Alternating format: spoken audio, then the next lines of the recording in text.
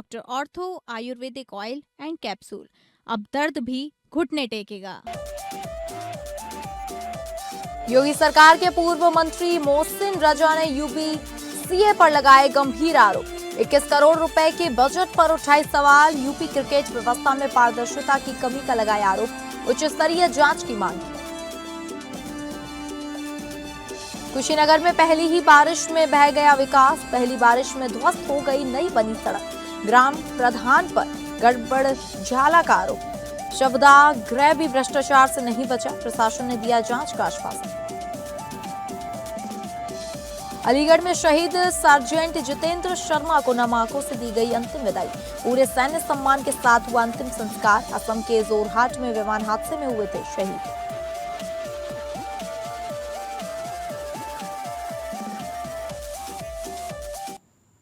नमस्कार, मैं हूं डॉक्टर प्रसून। हिसाब किताब के इस खास शो में चर्चा आज अयोध्या के राम मंदिर को मिले चढ़ावे में अरबों रुपए के घोटाले की।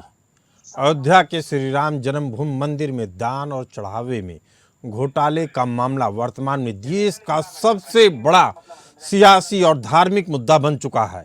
इस विवाद की गंभीरता को देखते हुए उत्तर प्रदेश सरकार ने तुरंत कार्रवाई करते हुए एक विशेष जांच दल यानी एसआईटी का गठन किया, जिसने अयोध्या पहुंचकर अपनी जांच शुरू कर दी है। आज हम भी इस मामले की परत दर परत खोलेंगे। आपको बता दें कि श्री राम मंदिर का गुनाहगार कौन है। तो श्री राम मंदिर के चढ़ावे से चोरी की खबर को सबसे पहले जनता के सामने अयोध्या से समाजवादी पार्टी नेता और पूर्व मंत्री पवन पांडे ने रखा और कहा कि मंदिर से तकरीबन 8 करोड़ की संपत्ति चोरी कर ली गई है। इसके बाद और बड़ा धमाका श्री राम मंदिर के पूर्व अकाउंटेंट इंचार्ज महिपाल सिंह ने किया और आरोप लगाया कि मंदिर के दान पत्रों से भारी मात्रा में यानी अरबों रुपए की नकदी और बहुमूल्य सामग्रियां गायब हुई। जांच के आगे बढ़ने के बाद अब मीडिया रिपोर्ट में घोटाले का आंकड़ा 200 करोड़ से अधिक का होने का अनुमान है। नोटों की गिनती और प्रबंधन से जुड़े लगभग 50 कर्मचारी इस वक्त जांच के दायरे में है। करीब 15,000 की सैलरी पाने वाले कुछ कर्मचारियों के पास से भारी मात्रा में नकदी, लग्जरी गाड़ियां और महंगे मोबाइल फोन बरामद होने का दावा किया जा रहा है। श्री राम जन्मभूमि तीर्थ क्षेत्र ट्रस्ट के अनुरोध पर मुख्यमंत्री योगी आदित्यनाथ ने 13 जून 2026 को 3 सदस्यीय हाई लेवल विशेष जांच टीम यानी एसआईटी का गठन किया। इस जांच दल का नेतृत्व लखनऊ के मंडल आयुक्त विजय विश्वास पंत कर रहे हैं। उनके साथ लखनऊ रेंज की आईजी किरण एस, जिन्हें सीबीआई में काम करने का लंबा अनुभव है, और वित्त विभाग के विशेष सचिव नील रतन शामिल हैं। राम जन्मभूमि तीर्थ ट्रस्ट के महासचिव चंपत राय और वरिष्ठ सदस्य अनिल मिश्रा भी इस पूरे विवाद के केंद्र में है। मंदिर के व्यवस्थापक रहे गोपाल राव से एसआईटी लगातार पूछताछ कर रही है। राम मंदिर निर्माण समिति के अध्यक्ष निपेंद्र मिश्रा ने सरकार के इस कदम की सराहना की है और साफ किया है कि जांच में पूरा सहयोग ट्रस्ट करेगा और दोषियों को बख्शा नहीं जाएगा। समाजवादी पार्टी के प्रमुख अखिलेश यादव समेत अन्य विपक्षी नेताओं ने इस मुद्दे पर सरकार और ट्रस्ट को घेरा है। विपक्ष का कहना है कि यह देश के करोड़ों हिंदुओं की आस्था के साथ खिलवाड़ है, इसीलिए इसकी सीबीआई जांच होनी चाहिए। इस मामले में सुप्रीम कोर्ट के मुख्य न्यायाधीश को पत्र लिखकर और याचिकाएं दायर करके अदालत की निगरानी में निष्पक्ष जांच कराने की मांग की जा रही है। आपको बता दें कि एसआईटी की अब तक की कार्रवाई में 2 करोड़ से अधिक की नगद राशि बरामद की जा चुकी है और 5 मुख्य संदिग्धों के नाम सामने आए हैं, जो सीधे कैश काउंटिंग ड्यूटी से जुड़े हुए थे। जिसमें पहला नाम है लवकुश का, जो मुख्य संदिग्ध है, फिलहाल पुलिस हिरासत में है। दूसरा अनुकल्प है, जो सह आरोपी बनाया गया है, फिलहाल वह भी पुलिस हिरासत में है। तीसरा नाम अवनीश का आता है, जो कैश काउंटिंग टीम का सदस्य था, जांच के दायरे में है।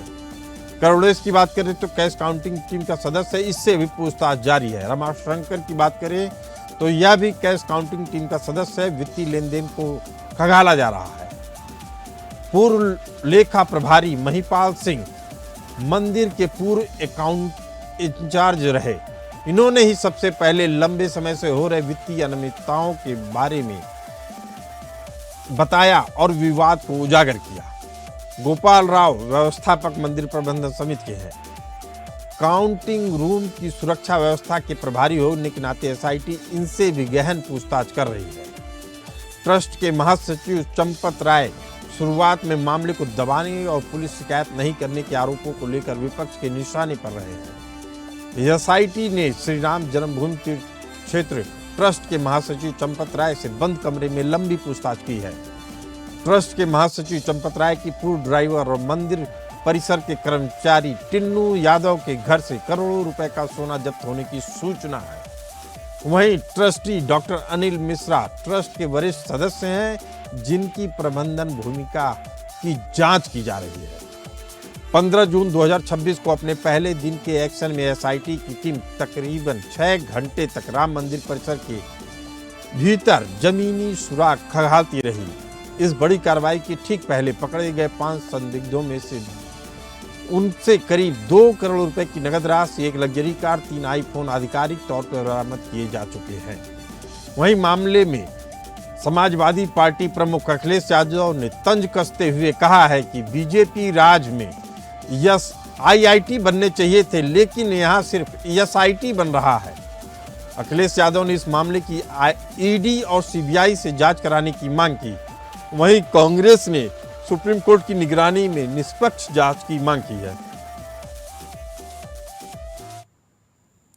एसआईटी की जांच शुरू होते ही यह बात भी सामने आ रही है कि सोने चांदी के 1250 श्री राम शिलाएं गायब हैं।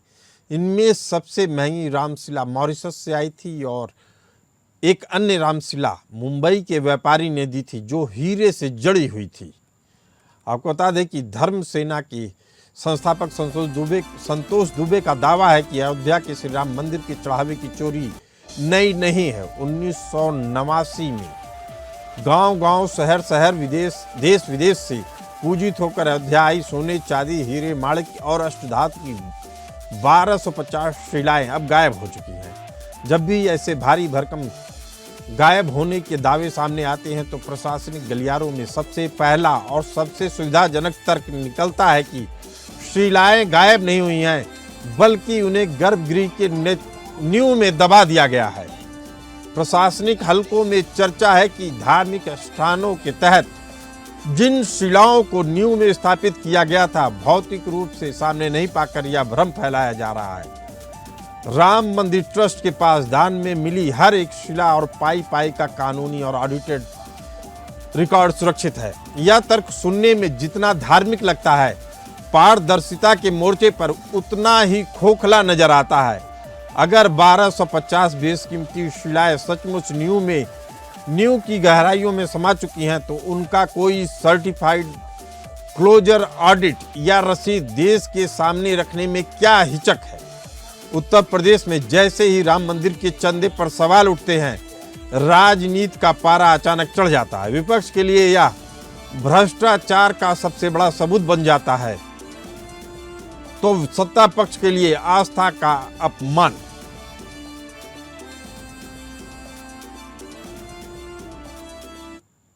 एसआईटी की जांच इस बात को साफ करेगी कि क्या यह हेरा फेरी निचले स्तर के कर्मचारियों की मिली भगत थी या इसके तार ट्रस्ट के किसी बड़े सिंडिकेट से जुड़े हुए थे। अगले 15 दिनों में आने वाली अंतिम रिपोर्ट इस विवाद की दिशा तय करेगी। इसी मुद्दे पर चर्चा करने के लिए हमारे साथ मौजूद हैं संतोष दुबे जी, संस्थापक अध्यक्ष धर्म सेना के, विनय Rai ji, managing editor APN news, और सीए मनीष टिब्बरवाल जी, अर्थशास्त्री। संतोष दुबे जी, पहला सवाल आपसे, इस जो धोखाधड़ी का आरोप लग रहा है उसमें कितनी सच्चाई है? जी संतोष दुबे जी, आपको हमारी आवाज आ रही है? संतोष दुबे जी, आपको हमारी आवाज आ रही है? हाँ आ रही भैया। मैं पूछ रहा हूं, जो चढ़ावे में घोटाले की बात सामने आ रही है उसमें कितनी सच्चाई है? चूंकि आप लंबे समय तक, जब 1989 की बात हो रही थी, तब भी आप इस ट्रस्ट से जुड़े थे, उस समय न्यास था। अब न्यास से लेके जी, ट्रस्ट जी, तक जी। की इस दूरी में कौन कहाँ घोटाला हुआ, कौन कराया? जी हाँ हाँ, नहीं ये देखिए, जहाँ तक घोटाले का प्रश्न है, ये तो 89 और 90 के बीच में भी हुआ। उसके बाद सन 2002 में हुआ। परमहंस जी ने इसका विरोध किया, क्योंकि जो प्राण प्रतिष्ठित रामशिलाएं 89 से 90 के बीच में अयोध्या लाई गई थी, जी आपको याद हो, गांव गांव से पूजित होकर चली शिला श्री राम की, मंदिर भव्य बनाएंगे, सौगंध राम की खाते हैं। जी तो उसमें धन भी आया और 1.25 करोड़ रामशिलाएं आई, लेकिन उन्हीं रामशिलाओं में पूरे देश दुनिया से करीब 1250 रामशिलाएं सोने, चांदी, हीरे, जवाहरात, मणिमाणिक्यों की भी लाई गई थी। बड़ी श्रद्धा के साथ पूजनीय रामशिलाएं और नियमित जो आती थी वो गिरी जाती थी। और परमहंस रामचंद्र दास जी का पुराना स्थान था, वहाँ जहाँ कार्यशाला बनी थी, वहाँ वो रामशिलाएं रखी जाती थी। 3 दरवाजे के भीतर रहती थी। उसमें मैं और परमहंस रामचंद्र दास जी, नित्य गोपाल, डॉक्टर रामविलास वेदांती, विश्वनाथ दास शास्त्री और रामदयाल जी संघ के प्रचारक थे इस जिले के। हम 5 लोग नियमित बैठकर वहाँ गणना करते थे, लिखते थे कहाँ से कहाँ क्या क्या आया। उसमें एक शिला हीरे की आई थी, उस पर तराशा गया था श्री राम लिखा गया था, जी वो भी थी। इस तरह से बेश कीमती धातुओं की रामशिलाएं आई थी। लेकिन अकस्मात ये सारी रामशिलाएं 2002 में अचानक से सब चोरी हो जाती हैं। न कोई ताला तोड़ता है, न दरवाजा तोड़ता है, सारी रामशिलाएं गायब हो जाती हैं। परमहंस जी कहते हैं कि राम जी का धन चोरी कर लिया लोगों ने। हम लोग वहां जाते हैं, देखते हैं, ये बिल्कुल संतोष दुबे जी, है।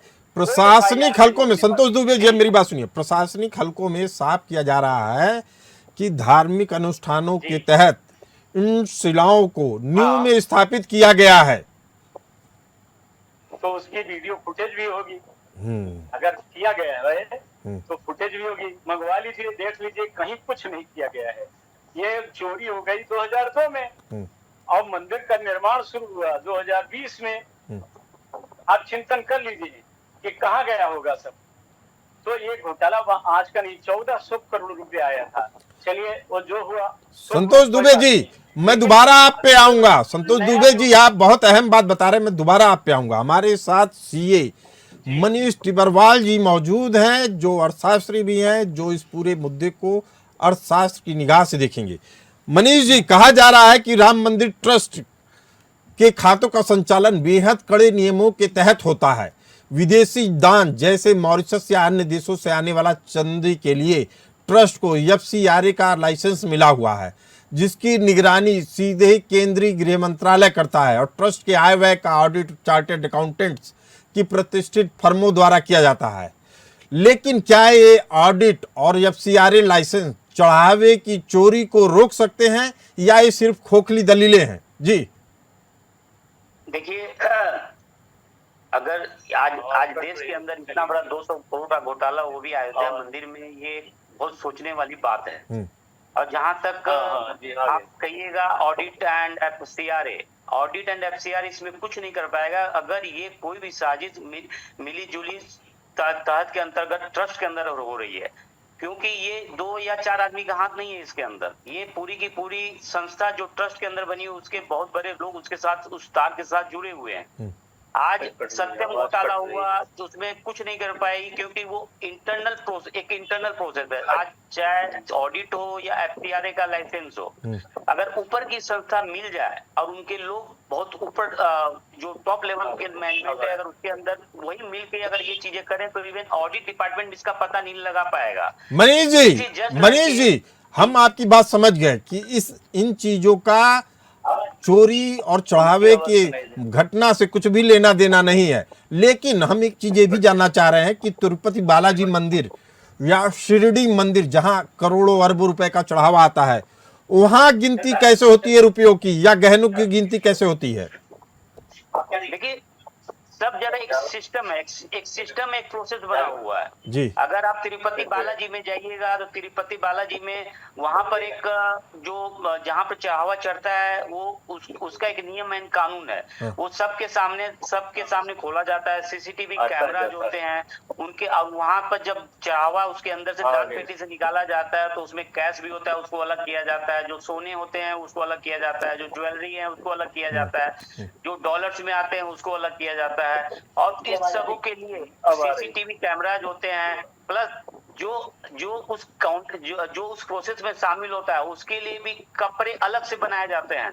इवन पॉकेट तक नहीं होती है उसके अंदर। बेहद अहम बात बता रहे हैं मनीष टिब्बरवाल जी, आप चार्टर्ड अकाउंटेंट मनीष टिब्बरवाल जी बेहद अहम बात बता रहे हैं। विनय राय जी हमारे साथ मौजूद हैं, मैनेजिंग एडिटर एपीएन न्यूज। सवाल उठता है कि जब चढ़ावे की गिनती का वेल इस्टेब्लिश मैकेनिज्म पहले से देश में मौजूद है तो श्री राम मंदिर में इसे क्यों नहीं लागू किया गया? विनय राय जी,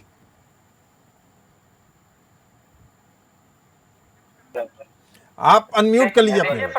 जी। देखिए प्रसून जी, जहाँ तक राम जन्मभूमि का ये ताजा जो नया विवाद सामने आया है, जी। अभी संतोष दुबे जी ने जिक्र किया। आप एक चीज ध्यान रखेंगे, जब से मंदिर बनाने का कार्यक्रम शुरू हुआ, सबसे जो मुख्य लोग थे, जो आंदोलन से जुड़े हुए लोग थे, जो हर समय पर राम जन्मभूमि के कार्यक्रमों से जुड़े रहे, उन सबको दरकिनार कर दिया गया और नए लोग आकर उसमें स्थापित हो गए। और कहीं न कहीं आप देखें, चाहे जमीन खरीद का मामला आया, उस पर भी ट्रस्ट पर आरोप लगे कि ऊंचे दर पे जमीनों की खरीद की गई। अब चंदे चोरी की बात आ रही है, जो दान में चढ़े उस पे चोरी की बात आ रही है। आप याद करिए, जिस समय राम जन्मभूमि का आंदोलन शुरू हुआ था, उस समय गांव से ईंटें भी इकट्ठे किए गए थे जी। और ये हर गांव के लोगों ने पूजित करके ईंट को दिया था और ये माना था कि इस ईंट से ही भगवान राम के मंदिर का निर्माण होगा। वो ईंट किनारे रख दी गई। फिर कार सेवकपुरम में पत्थर लाया गया, पत्थर को तराशने का काम शुरू हुआ, वो पत्थर भी किनारे हो गए। याद करिए 2002 में परमहंस रामचंद्र दास जी ने एक शिलादान का कार्यक्रम रखा था और उस समय पूरा अयोध्या को सैनिक छावनी में बदल दिया गया था। बाकायदा अटल जी प्रधानमंत्री थे, शत्रुघ्न सिंह उनके पीएमओ के अधिकारी थे, वो आए उस शिलादान को लेने के लिए। लेकिन जो लोग भी इस आंदोलन से जुड़े हुए लोग रहे हैं, वो इस समय राम जन्मभूमि के न तो ट्रस्ट में दिखाई देते हैं, न मंदिर के गतिविधियों में कहीं अगल बगल दिखाई देते हैं। तो इसलिए सवाल उठना लाजमी है कि अगर कोई व्यक्ति बड़े श्रद्धा भाव से 1 रुपया दे या ईंटे की सोने की ईंट दे, हमारे लिए दोनों बराबर है। अगर किसी की क्षमता 1 रुपये देने की है, उसकी श्रद्धा उस सोने की ईंट के देने वाले से कम की नहीं है। लेकिन विनय जी, आप बेहद अहम बात बता रहे हैं और आपकी बातों से साफ है कि दाल में कुछ काला तो है ही। अब बात आगे चर्चा होगी कि क्या पूरी दाल काली है या दाल में कुछ काला है। हम चर्चा कर रहे हैं श्री राम मंदिर चंदे में गड़बड़ी के आरोपों की। उत्तर प्रदेश सरकार द्वारा एसआईटी गठन पर समाजवादी पार्टी के प्रमुख अखिलेश यादव ने इसे सनातन धर्म का अपमान बताया और कहा कि सरकारी अधिकारी संतों पुजारियों की जांच कैसे कर सकते हैं। इससे पहले समाजवादी पार्टी के नेता अखिलेश यादव जी ने कहा था पूरे मामले की जांच ईडी सीबीआई करे। तो आखिर समाजवादी पार्टी चाहती क्या? इस पर चर्चा करने के लिए हमारे साथ मौजूद हैं दयाशंकर मिश्रा जी, नेता समाजवादी पार्टी। जी,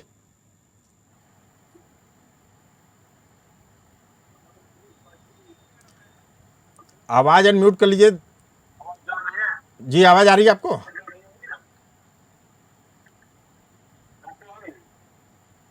बोलिए दयाशंकर मिश्रा जी, आपको आवाज आ रही है मेरी?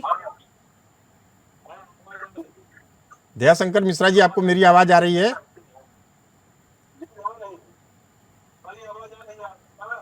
जी जी, आपकी आवाज आ रही है जी।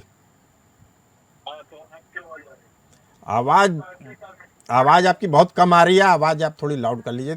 हम दोबारा आपसे जुड़ने की कोशिश करेंगे। विनय जी, क्या समाजवादी पार्टी को डर सता रहा है कि संतों या राम मंदिर की वित्तीय मामलों पर कड़ा रुख लेने से बीजेपी उन्हें हिंदू विरोधी साबित कर देगी?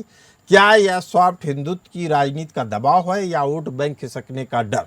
विनय जी, देखिए सबसे बड़ी चीज है कि अखिलेश जी को ये लग रहा होगा, पहले उन्होंने ईडी सीबीआई कहा, फिर याद आया होगा कि ईडी सीबीआई केंद्र की है, अगर जांच करके अगर दोषी पाई तो ठीक है, अगर दोषी नहीं पाई तो कैसे कहेंगे कि ये गलत किया इसने? क्योंकि पहले ये कहते रहे कि तो टूल किट्स हैं सेंट्रल गवर्नमेंट के, उन्हीं को उनको आरोप लगाना है। तो उन्होंने एक सार्कास्टिक वे में जरूर इस बात को कहा है कि आप ऐसा करिए कि चुपचाप आंख बंद कर लीजिए और जहां से चुराए वहां रख दीजिए, भगवान राम माफ कर देंगे। लेकिन सबसे बड़ी चीज अगर स्पिरिचुअल पॉइंट से अगर मैं इस बात को कहूं तो ज्येष्ठ मास का महीना चल रहा है, बजरंग बली का पूरा ये महीना चल रहा है, और अयोध्या के जो रक्षक है हनुमान जी हैं, उन्होंने ऐसे समय पे इस रहस्य उद्घाटन को किया है, इस चोरी का पर्दाफाश किया है कि हो सकता है किसी के सहारे पूरा क्लीनिंग हो जाए पूरे अयोध्या के ट्रस्ट में बैठे हुए लोगों की। क्योंकि मसला एक बार नहीं, समय समय पर लगातार आरोप लगे हैं, और मैं कह रहा हूँ कोई स्वार्थ नहीं है आपका, और आप पे आरोप लग रहा है तो तुरंत आप इस्तीफा दीजिए, बाहर होइए पहले ट्रस्ट से, क्योंकि ये कोई कमाई का जरिया नहीं हो सकता मंदिर। बेहद अहम बात कर रहे हैं विनय जी। आप हमारे साथ दयाशंकर मिश्रा जी जुड़े हैं, नेता समाजवादी पार्टी। दया जी, अखिलेश जी का बयान था कि कैमरे और लाइटें बंद करके गुनाहगारों से पैसा वापस ले लेना चाहिए और भगवान राम उन्हें माफ कर देंगे। क्या सरकारी अधिकारियों द्वारा वित्तीय धोखाधड़ी की जांच करना गलत है? देखिए, जांच करना गलत नहीं, तो जांच के निष्पक्ष होने चाहिए, और अगर सरकारी कर्मचारी निष्पक्ष होते हैं, ट्रस्ट निष्पक्ष होता है, तो जांच का विषय है ना बनता। जो विचारक के रिपोर्ट जिस प्रकार से लोग कर रहे थे, तो राम का नहीं। आपकी आवाज बेहद कम आ रही है दयाशंकर मिश्रा जी, हम दोबारा जोड़ने की कोशिश करेंगे। लेकिन विनय जी, क्या भारत में धार्मिक ट्रस्टों को पूरी तरह से स्वतंत्र, गैर राजनीतिक और तकनीकी ऑडिट जैसे एआई कैमरे या स्वायत्त संस्था द्वारा संभव है, या राजनीति ऐसा कभी नहीं होने देगी? जब किसने कल्पना की होगी कि मंदिर में भी चोरी करने आप जाओगे, आक्रांता है लूट के ले गए, वो तो समझ में आता है, लेकिन जिस चौकीदार को रखा जाएगा वही चोरी करने लगे, उसी पे आरोप लग जाए, इससे बड़ा विडंबना देश की क्या हो सकती है। और हम करें तिरुपति मंदिर में सबसे ज्यादा चढ़ावा चलता है, साईं बाबा का मंदिर है, साईं ट्रस्ट है 3D में, उस पर चढ़ावा आता है, उस पर किस तरह का आरोप समय समय पर नहीं लगे? जो आरोप राम जन्मभूमि पे लगातार लग रहे हैं, चाहे भूमि अधिग्रहण का मसला हो, चाहे चंदे का मामला हो, चाहे निर्माण का मामला हो, हर समय आरोप क्यों आ रहे हैं? चाहे बगाए। और सबसे बड़ी चीज है इस मामले में, जांच का विषय ये है कि जब आरोप लगे तो ट्रस्ट से जुड़े हुए वरिष्ठ लोग खुद का खंडन कर रहे हैं कि ऐसा कोई अभी बात सामने नहीं आया है, तो फिर चोरी कहां से पकड़ी जा रही है? नहीं, अब तो 2 करोड़ तो बरामद हो गया है। टिन्नू यादव, जो चंपत राय का पूर्व ड्राइवर माना जाता था, उसके घर से करोड़ों करोड़ रुपए पाए जा रहे हैं, तो फिर ये तो साफ है। प्रसून जी यादव है, देखिए उसमें भी पकड़ा गया। नहीं, कई मिश्रा जी भी हैं, कई मिश्रा जी भी हैं। देखते जाइए, अरे अभी पर्दा खुलने तो दीजिए जी। अगर ठीक से जांच हो जाएगी, मैं कह तो रहा हूँ कि मंदिर के बनने से लेकर जब से आंदोलन शुरू हुआ है जी, और खास तौर से मैं कहूंगा शिलान्यास से लेकर के और आज की तारीख तक, अगर ठीक से इसकी जांच होगी तो कई लोग नपेंगे इसमें, क्योंकि समय समय पर सबने अपना कुकर्म किया है। बेहद ही दुर्भाग्यपूर्ण है इस तरह की स्थितियों को भारत की जनता को देखना। अगर करोड़ों की आस्था से उपजी ये शिलाएं सचमुच गायब हैं, तो सिर्फ धातुओं की चोरी नहीं है, बल्कि उस भरोसे की डकैती है जिसे फिर कभी वापस नहीं लौटाया जा सकेगा। बही खातों को चमकाने की जरूरत अब सिर्फ इंसानों के लिए नहीं है, बल्कि खुद भगवान के लिए भी इंसाफ के लिए जरूरी हो गई है। आप सभी मेहमान इस खास चर्चा में जुड़े, इसके लिए आप लोगों को धन्यवाद। हमें भी दीजिए इजाजत। नमस्कार।